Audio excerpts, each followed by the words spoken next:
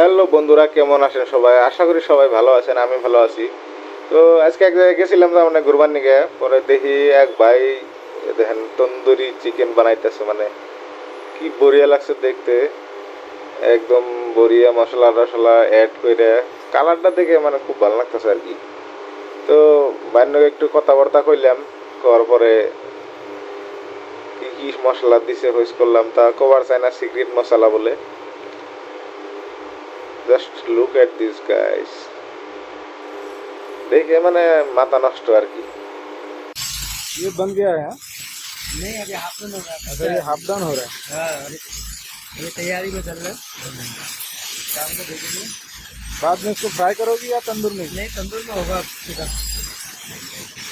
Fry वाला अलग है, फ्राई अलग। और इसकी मैरिनेट करके रखो हाँ?